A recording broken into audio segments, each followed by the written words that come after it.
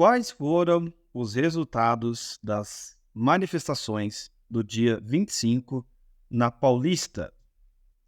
Eu sou o Oliver, seja bem-vindo ao canal Oliver Talk e é sobre isso que nós iremos falar. Conforme o vídeo anterior que eu fiz, chamado Porque eu não irei na manifestação do dia 25, eu tinha falado para vocês que eu iria esperar um pouco para saber o que a esquerda estaria falando sobre essa data e fazer uma análise. Então, como vocês estão vendo aqui na tela, que não é um podcast, não está vendo, mas quem está vendo aqui no YouTube, é muita coisa. A gente vai comentar muita coisa. Então, se prepara, que vai ser uma aula longa, certo? Vai ser uma aula longa. Acredito que vocês gostem, certo? Lembrando que esse vídeo faz parte da playlist Política Nacional. Quem quiser ver, tá completo, né? E uma coisa acho que vocês já perceberam, né? A esquerda manifesta uma posição uníssona. Qual é essa posição uníssona perante as marchas? E eu escolhi uma pessoa para representar a esquerda, José Genuíno, certo? Tem várias pessoas da esquerda falando exatamente a mesma coisa, várias figuras carimbadas, vários intelectuais, vários políticos, não é vários comentadores, mas eu resolvi escolher um, José Genuíno, para a gente fazer aqui a nossa análise, certo? Ah, mas José Genuíno foi pro mensalão? Tudo bem. Mas a questão aqui do José Genuíno é que ele é a figura histórica do PT, certo? Ele é uma figura histórica. Então, ele está próximo do homem, ele está próximo do presidente, ele está próximo da base. E eu acredito que ele possa ter uma visão razoável da situação. E essa entrevista do José Dirceu, caso vocês queiram ver a entrevista completa, certo? Está aqui no canal da TV Fórum, não é? Se chama Bolsonaro traz os militares para si novamente com proposta de anistia. Tá bom? Essa análise foi feita há 3 semanas, correto? Eu já tinha assistido ela há 3 semanas, só que estou fazendo agora, porque eu estava esperando ainda mais resultados aparecer. Vamos lá, então eu posso deixar esse vídeo aí, com a entrevista completa, na descrição. Então, em primeiro lugar, separei o vídeo em 4 partes que o José Genuíno comenta e, respectivamente, o que a esquerda pensa sobre esse assunto. E eu acho que ele vai ser muito importante para a gente se preparar, caso alguém queira se preparar, ou caso você queira saber o que está acontecendo, ou para entender esse imbróglio, não é? Então, iremos falar sobre o que foi a marcha para a esquerda, a função do STF para a esquerda, o que a esquerda deve fazer em relação a tudo isso e o que a esquerda está achando da direita, certo? Então, vamos lá. Começando pela marcha. Então, em primeiro lugar, os comentários que a gente vê dos analistas de esquerda é que essa marcha, de fato, ela representou uma força, não é? Não foi algo flopado, ou no sentido que não foi ninguém, não. Você teve. Muitas e muitas pessoas foram na marcha. Tanto é que no meu vídeo anterior eu não falei nem em números, não é? Você pode ver lá, nunca falei em números, nunca falei nada disso, não é? Então, representou uma força ali. E essa força, ela é representada pelo número de pessoas. E a esquerda, no geral, mais representada aqui pelo papel do José Genuíno, classifica essa marcha com 2 tipos de pessoas, basicamente. Pessoas que são de igrejas neopentecostais e classe média antipetista, que é uma coisa geral, né? Desde a classe média baixa à classe média alta. Ele fala exatamente isso, certo? Essa classe média antipetista é interessante porque ele pode estar incluindo conservadores, liberais, né? Mas ele classifica igreja neopentecostal. E ele chama de igreja neopentecostal igreja que prega a doutrina da prosperidade. Para quem não sabe, a doutrina da prosperidade é uma doutrina que explica que se você é filho de Deus, logo você deve ser próspero, porque Deus vai abençoar os seus filhos para eles serem prósperos, certo? Um resumo aqui, basicamente. Então você já sabe, você que entende um pouco sobre a esquerda, a turma joga isso e fala, olha, essa igreja neopentecostal representa a burguesia. Ou quer transformar o proletariado na burguesia. E toda aquela história que você já conhece. E a classe média antipetista. Então, na análise da esquerda, você tinha essas duas figuras. o que não está de todo errado, certo? Ele só teria que detalhar mais essa classe média antipetista, porque classe média tem classe média antipetista e tem classe média petista. Né? Tem de tudo na classe média. Então é de tudo errado. Foi meio que um. Então, e nós temos que pensar uma coisa. José Genuíno, ele acaba falando que o objetivo da marcha foi politicamente calculada para Bolsonaro e as pessoas que foram em janeiro conseguirem uma anistia, certo? Se vocês repararem, no discurso em si do Bolsonaro naquele dia, ele não deu a entender de anistia. Eu sei, não é que não deu a entender, ele não usou exatamente essa palavra, se não me falha a memória, tá? Mas depois eu sei que na Revista Oeste, ele fala que um dos significados era anistia mesmo, correto?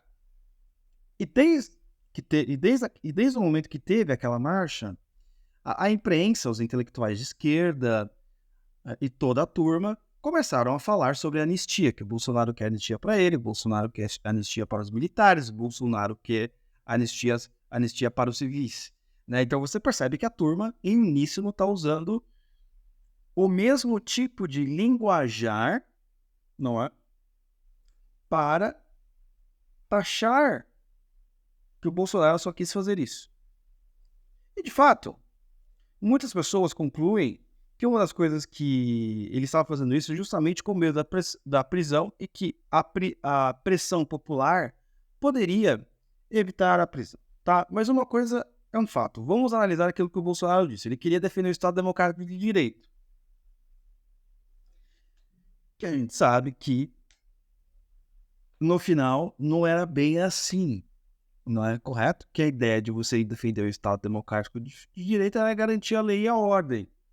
E esse garantir a lei e a ordem, conforme eu expliquei no vídeo anterior, de fato era uma crítica, né, aos juízes, que vocês já sabem. Mas continuando aqui, uma coisa muito interessante que a esquerda falou, confessou, olha, de fato, o Bolsonaro mudou o tom do discurso. Estava todo mundo pensando que o Bolsonaro ia atacar o Alexandre de Moraes, que ia ir para cima da turma. Mas, cara, desde aquele 7 de setembro, que é a data, né, que o Bolsonaro recuou, correto? Ele já mudou o tom faz tempo. Então eles estão um pouco atrasados nessa. E que o Bolsonaro falou, pediu para o Alexandre de Moraes sair, depois fez a cartinha com o Temer. E uma coisa assim interessante que eles também falaram, né, do discurso combinado com o Temer, né, que o Bolsonaro, vocês ficaram sabendo depois, né, que o Bolsonaro falou pro Temer qual seria o discurso dele. Tá, ok. Então, cara, gente, é um negócio assim, impressionante. Impressionante. Eu fico pensando, quem foi a pessoa que vazou isso pra imprensa? Né? Ou quem contou? Agora, dito posto, independentemente de tudo isso, a esquerda tem absoluta certeza que o Bolsonaro será preso. Isso, para eles, já está mais do que certo. É impressionante. Eles têm uma certeza nessa ideia de que o Bolsonaro vai ser preso e não tem como ele escapar disso. E justamente por causa dessa premissa que a esquerda tem, na qual Bolsonaro será preso, eles acreditam que a marcha é politicamente calculada já para ele ter a anistia depois da prisão dele. Não é porque, para a esquerda, na figura de José Genuíno, o Bolsonaro sabe que vai ser preso. Não tem o que fazer. Então ele quer emplacar já um projeto de anistia.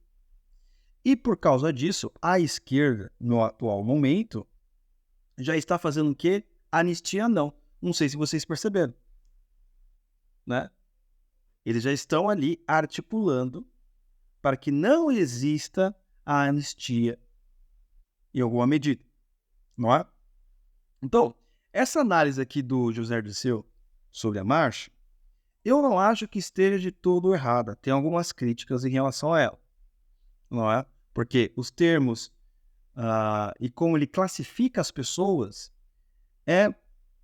não é da maneira mais correta, certo? ele também puxa muita coisa ali que ele sabe do bastidor. Mas vamos aqui para os outros pontos que vocês vão entender essa questão da marcha melhor, tá? Que eu não falei tudo ainda não.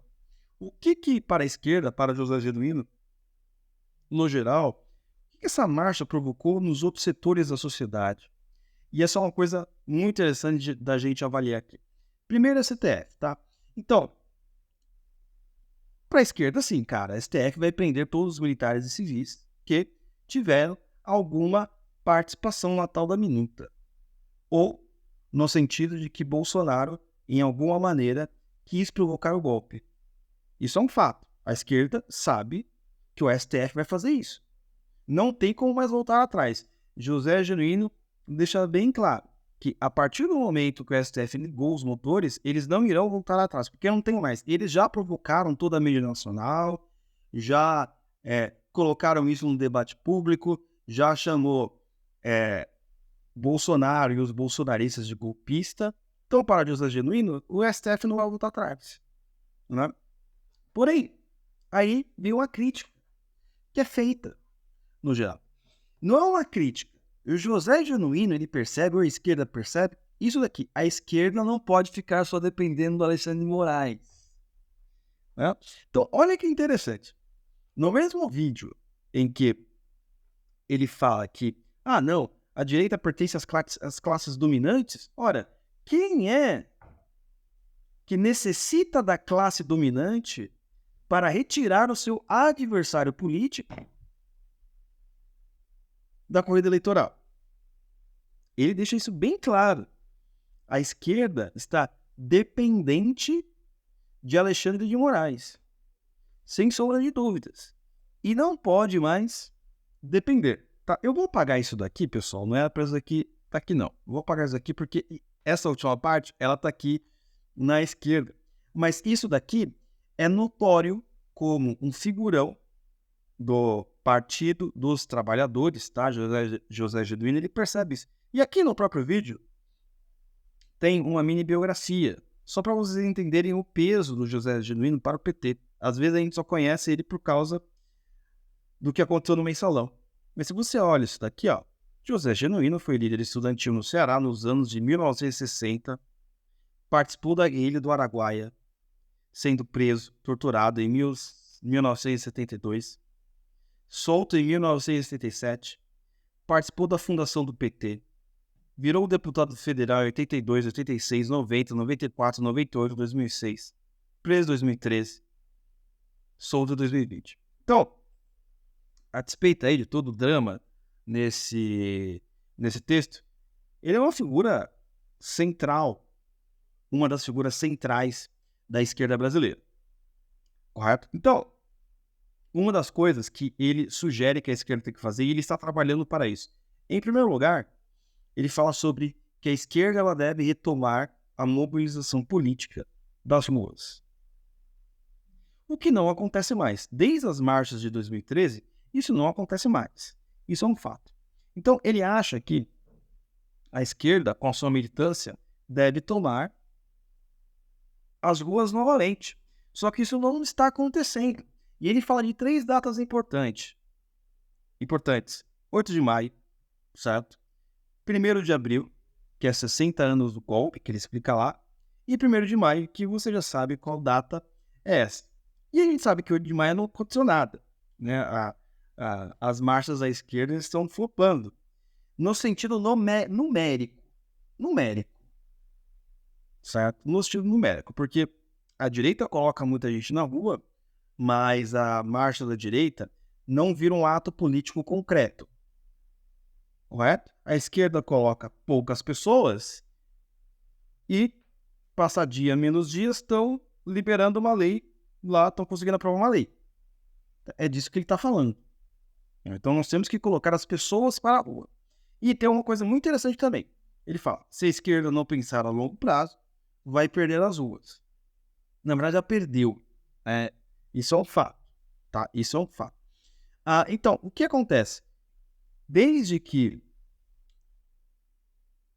o Haddad perdeu e o Mano Brown foi ali no palanque e falou o seguinte, olha, vocês têm que voltar para a base, ou seja, vocês têm que pensar. Vocês têm que repensar as estratégias, o que fazer e como agir. E como funciona esse tipo de pensamento? Em primeiro, além das figuras lendárias do partido e dos seus políticos, você tem os intelectuais e você tem o quê? Os militantes. E eles precisam fazer o quê? Um plano de ação para reconquistar o poder. Isso é um clássico de como um partido faz. Pense numa coisa. A direita perdeu as eleições. Bolsonaro perdeu as eleições. Certo? De 2022. Quem está pensando no movimento no geral? Quem está pensando é só o Bolsonaro. E a liderança política ao redor dele. Você não tem intelectuais e você não tem militantes. Lembrando que, coisa muito importante, antes que alguém me encher o saco. Militância, aqui ó. Vou até escrever aqui ó. Militância não é igual a massa. Não é o seu Zezinho, a dona Carminha indo pra rua. Militância não, militância são agentes profissionais com o intuito de trabalhar politicamente, certo?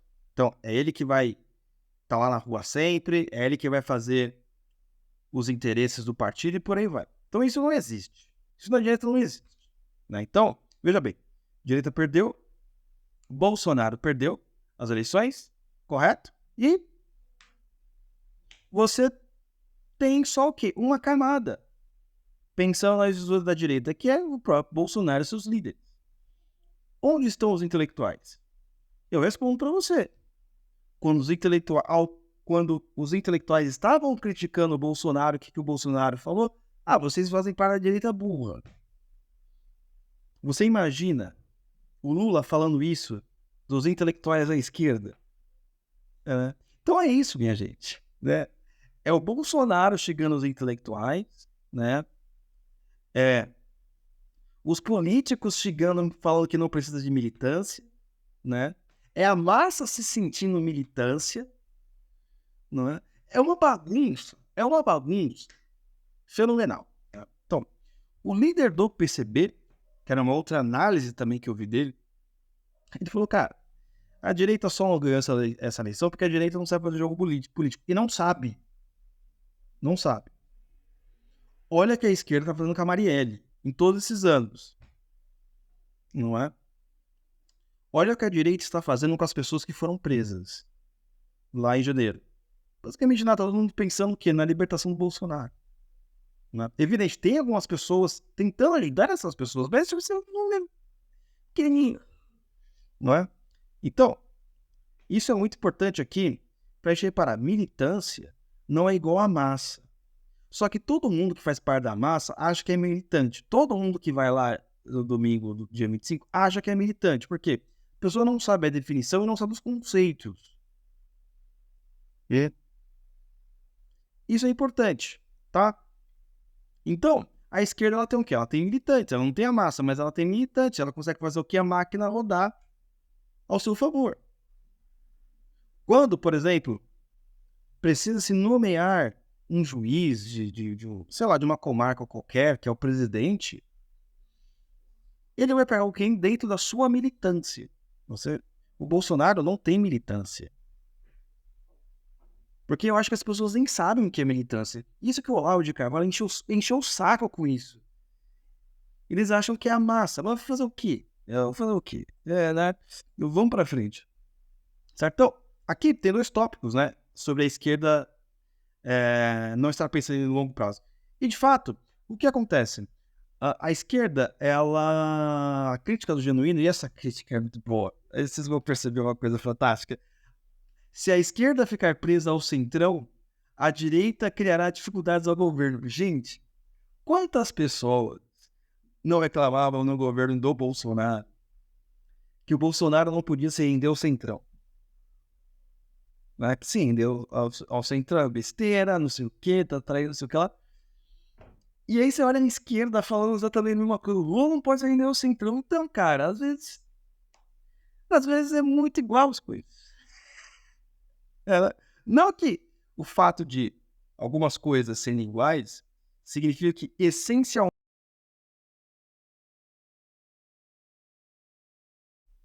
E são coisas naturalmente distintas. Mas você percebe que as táticas, elas não mudam muito. Só que as pessoas não sabem as táticas básicas. Ou seja, isso acontece em parte porque o Lula ganhou as eleições com a ideia de pacificar o Brasil, chamando quem? Geraldo Alckmin, o picolé de chuchu. Aí você tem que falar que realmente o Lula foi espetacular, porque ele conseguiu ganhar a eleição do presidente do Brasil, tendo Geraldo Alckmin como vice. Eu nem sei, ele só ganhou em São Paulo, porque os adversários dele aqui era muito ruim, tinha menos carisma do que ele. Certo? Mas assim, é basicamente isso daqui. Continuando aqui a nossa análise, essa frase é muito importante. O problema é que uma parte da esquerda, com o lema de pacificar o país, possivelmente defenderia a anistia a Bolsonaro e aos civis. Essa é uma frase do Genuíno que está vinculada com relação com o Centrão. Por quê? Uma parte da esquerda acreditou no projeto do Lula porque o Lula falou que ia pacificar o país. E para isso ele tinha que fazer uma aliança com vários líderes que não eram da esquerda tradicional. Tá? Eram da esquerda, mas não eram da esquerda tradicional, era chamado de burguesia, por isso como o próprio Geraldo Alckmin. Então, nesse lema de pacificar o país, o José Genuíno acredita que essa própria esquerda pode chegar a um ponto de pedir anistia para o Bolsonaro e essas pessoas. Por quê? Porque nós temos que pacificar o país. Se essas pessoas forem presas, o que se essas pessoas continuarem presas, porque elas já estão, o que vai acontecer com o país? Existe uma possibilidade disso que o José Genuíno está falando? Olha, eu acho muito difícil. Certo? Porque o Lula e essa turma, eles têm uma questão muito relacionada de como a mídia os observam, né? Se realmente eles estão perdendo poder ou não. E eu acho que isso daqui não faz muito sentido do que ele está falando, mas pode ter uma possibilidade, certo? Mas continuando isso, aí ele começa aquelas críticas sobre figuras dentro do partido, como a Gleisi Hoffmann. Ele falou que a Gleisi só fica tweetando. Aí eu falei, a Gleisi virou uma Carla Zambelli de esquerda. É isso que eles falaram. A Gleisi virou a Carla Zambelli de esquerda. Ela é que só twitta, não faz nada. Meu amigo.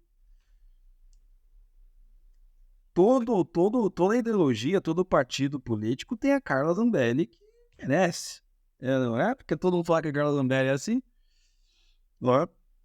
Então ele falou, a Gleisi virou uma Carla Zambelli de esquerda, né? Todo partido tem uma Gleisi também que merece, né? Então, mas vamos lá. Então, de acordo com isso, eles acham que eles precisam radicalizar mais ainda. Olha isso, cara. Eles precisam radicalizar ainda mais. Porque não se pode negociar com o Centrão antes de você ter o confronto. O problema é que o Lula não está tendo confronto. Ele já vai negociar, ele cede. Ele fala, não é isso. Mesmo que você tenha uma base pequena, você tem que ter o quê? O confronto. E no confronto, depois que tiver, você vai fazer o quê? Aí você vai negociar. Esse é o ponto principal. E o que ele fala? Que a esquerda tem que polarizar mesmo. Não pode fazer como o Bolsonaro estava fazendo entre 2018 e 2022. Qual que era? Fazer alianças com o Centrão. Né? Então, você percebe que a esquerda está pedindo para o Lula não ser igual ao Bolsonaro. E é engraçado, porque o Bolsonaro, estava sendo que nem o Lula de agora, né? Fazer as alianças, não sei o quê. E muitos críticos de direita estavam pedindo exatamente isso, que Bolsonaro não teria que temer a polarização. Olha só como as coisas vão se encaixando, como elas vão se entendendo. E uma coisa interessante, olha só, eu acho que nesse sentido a esquerda ela é mais madura que a direita em muitos níveis. E eu vou explicar por quê. O José Genuíno, ele estava criticando o Lula. Criticando o Lula no vídeo. E ele chama isso que, olha, o Lula tem meu apoio, mas um apoio de maneira crítica. A direita brasileira, representada na figura dos bolsonaristas, os bolsonaristas, pelo menos os que eu conheci, eles não aceitam o apoio de maneira crítica. Eles querem a adesão total. Não tem como. Não é? Então, se você é um cara que vota no Bolsonaro, mas não quer ir na marcha, porque você fala, cara, estrategicamente isso não faz sentido, você é massacrado por essa turma. Você não pode ter nem o apoio de maneira crítica. José Genuíno continua apoiando Lula e batendo nele. Tá? E ele tá lá. As pessoas acham que ele tem razão em alguma medida. Na direita, não. Na direita, meu amigo, na direita isso é impossível. Na direita bolsonarista também. É impossível o apoio de maneira crítica. Olha quantas pessoas que apoiavam o Jair Bolsonaro, mas criticavam as suas atitudes, elas eram massacradas. Em primeiro lugar, incitado pelo próprio Bolsonaro, ou melhor, muitas dessas pessoas criticavam porque o Bolsonaro criticava quem criticava ele. Apoiadores, meu, o que é isso? Isso não faz sentido. E não faz absolutamente nenhum sentido, porque imagina o Lula, imagina qualquer presidente criticando as pessoas que apoiaram ele, só que não gostam de algumas atitudes. O que você tem que fazer? Você tem que absorver ali, se concordar, se não concordar, você está nessa posição. Então, muitos desses bolsonaristas fazem isso porque o Bolsonaro incitou. Em primeiro lugar. Não é? Mas tudo bem, espera-se uma maturidade. Talvez isso daqui, gente, ocorra daqui a uns 10 anos. Porque você veja bem, a esquerda, vamos dizer assim, fazendo um recorte desde a ditadura militar, foram perseguidos ali, dizem que foram perseguidos, depois trabalharam nas universidades, ficaram muito tempo sem ganhar as eleições, depois ganharam as eleições, depois teve sua figura maior sendo preso. Então, vamos dizer assim, eles já estão acostumados. Pode ser a primeira vez que a direita venha ter o presidente preso. E aí sim vai acontecer o quê? Uma certa maturidade. Não é? Pessoas vão começar a ter. Porque ainda a direita está naquela fase adolescente. E adolescente sempre tem razão. Não é? Adolescente sempre tem razão. Você não pode fazer nada. Correto? Você não pode fazer absolutamente nada. Você não pode fazer uma crítica. Você não pode ter uma opinião diferente. Né? Não é nem crítica, é ter uma opinião diferente. Mas é isso. Então, a direita, né? O que eles falaram sobre a direita depois dessas marchas e tal? Vamos fazer as análises aí que a esquerda está falando. Então, começa com a ideia de que a direita é um produto da crise social, econômica e ideológica. Tá?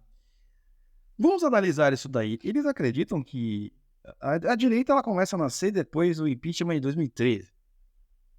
Não é com a Dilma. Não, depois não. Desculpa, não foi depois do impeachment, foi antes do impeachment. Foi com as marchas de 2013 que eles perderam o controle. Se vocês quiserem também, eu posso até explicar como foi, qual foi a minha percepção, porque eu participei de todas as marchas daquela época. Não é? Naquela época, em 2013. Então, eles acreditam que a direita ela é um produto dessa crise. Só que eu acho que ele está enganado de certa forma.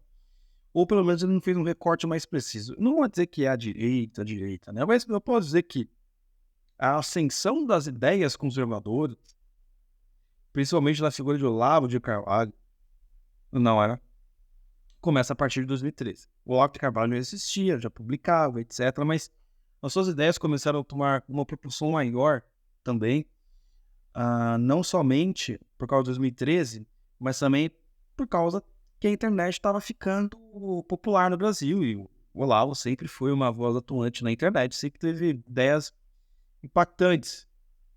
Você gostando dele ou não. As ideias eram impactantes. Não é? Então eles acreditam, eles fazem essa análise, que a direita nasce em 2013, né? Sim, os caras estão perdidos. Assim, sinceramente, os caras ainda estão perdidos e eles não entenderam, certo? O que é essa direita que tá aí. E eles não entenderam. Assim, essa análise é muito pífia. Não, o produto, cara, não é um produto nada disso. Não tem relação nenhuma com isso, não é? Continuando. O problema é que eles chamam de direita quem é da classe dominante, o que é mais absurdo ainda. Nossa, cara, isso é tão absurdo o que ele falou, que veja bem, pô, José Genuíno, ele não fundou o PT? Ele fundou o PT. Ele não foi deputado não sei quantos trilhões de vezes? Era deputado trilhões de vezes. Ele fazia parte da classe dominante. Ele não consegue perceber isso. Ele não consegue perceber que ele faz parte da elite política do país, ou pelo menos fazia, mas de qualquer forma fez. Ele não consegue se enxergar. E eu não duvido disso. Eu não estou chamando isso de ingenuidade. O sujeito fica tanto no negócio de esquerda, tanto nesse negócio de comunismo, que um filhinho de papai começa a se achar oprimido. Eu não duvido que todos eles se acham oprimidos. Pela burguesia, pelos capitalistas, não sei o quê. Mas ele faz parte da classe dominante, minha gente. Ele faz parte da elite. Todos esses deputados, todos esses petistas, esse pessoal do show business, eles fazem parte do quê? Da elite. Algum da elite política, outra da elite artística, outros da elite intelectual. Ora, o ministro ali do Lula, lá, o ministro lá dos direitos humanos, esqueci o nome dele, ele faz parte da elite intelectual do país. Ele faz parte da classe dominante. Só que se você for lá perguntar para ele vai achar que não. Ele vai achar que é um coitadinho, não sei o quê, que o mundo oprime ele, etc, etc, etc. Mas ele faz parte da classe dominante. Esse é o ponto. E os caras não ainda perceberam que eles são a classe dominante. Ou fazem parte. Da mesma maneira que pode ter alguém que não seja de esquerda que faça parte de alguma elite. Talvez faça parte da elite econômica. Talvez faça parte da elite intelectual.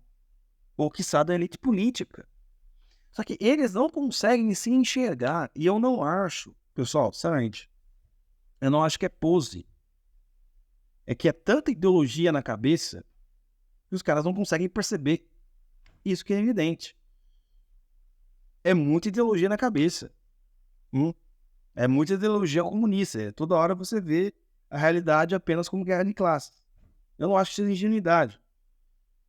Não acho que seja ingenuidade. É corrupção da inteligência. Corrupção da inteligência.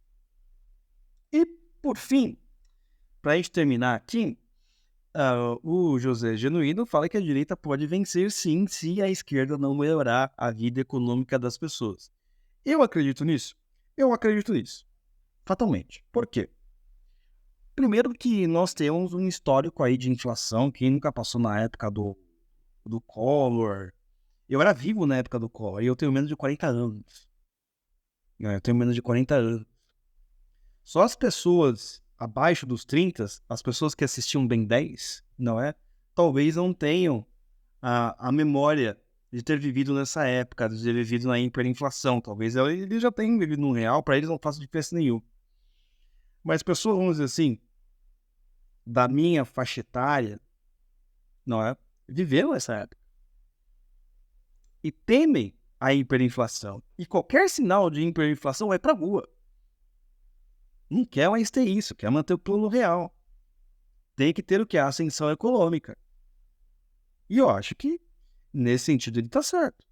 Se a esquerda não fazer algo para melhorar a vida econômica das pessoas, algum direitista ganha eleição. Sem sombra de dúvida. Não é? Então, meus amigos, queria dizer que esta é a minha análise, né, dos resultados da manifestação do dia 25. Após o dia 25, esperei mais um tempinho para verificar, né, quais seriam os desdobramentos. E os desdobramentos, conforme eu tinha dito para vocês no primeiro vídeo, infelizmente, não resultou em nada muito concreto. Veja bem, eu não torço para que nada dê errado. ainda mais nesse país. Mas, infelizmente, o que a gente está vendo aqui, nesse quadro, é que as coisas não foram muito para frente, certo? O que a gente tem que fazer? A gente tem que rezar. Vamos rezar. Rezar é importante. Orar, né? Enfim, vamos rezar. Rezar é importante, certo, meus queridos? Avisos, nossos avisos tradicionais, tá? Pessoal, lembrando de uma coisa muito importante. Eu sempre peço para vocês comentarem aqui no vídeo, porque eu olho todos os comentários. Agora eu estou favoritando para vocês terem certeza que eu li, não é?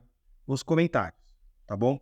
Eu tenho que fazer, na verdade, uma análise dos comentários do vídeo anterior a esse, aquele vídeo que eu falei da manifestação do dia 25, porque eu não iria, porque tá cheio de gente me difamando. Quando vem uma pessoa e critica a minha opinião, beleza. O cara chegou, olha, não concordo com a sua opinião, porque a estratégia, o cara tá ali criticando o que eu falei, qual que era o princípio da minha ideia. Mas, gente, 80% não viu nenhum vídeo, só me xingou. De petista, de preguiçoso, nem viu o vídeo. E eu acho que esse vídeo aqui pode acontecer isso também, tá? Então, eu vou fazer um vídeo ainda analisando aqueles comentários e talvez os comentários desses aqui também, mas só os comentários que a turma tá me chamando.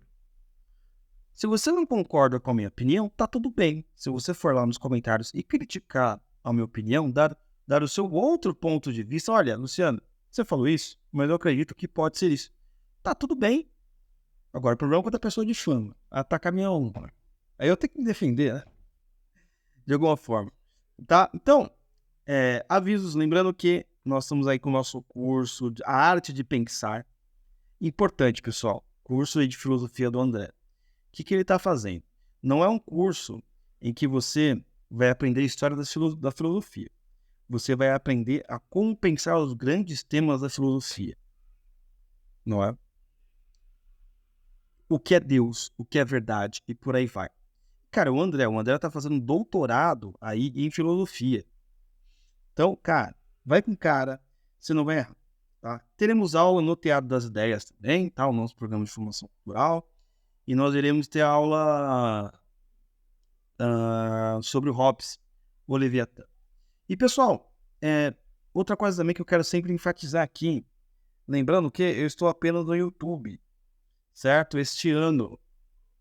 Por quê?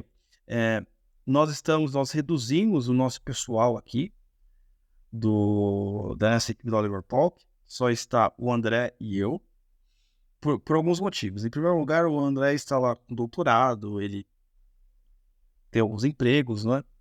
Eu também tenho meu outro emprego aqui.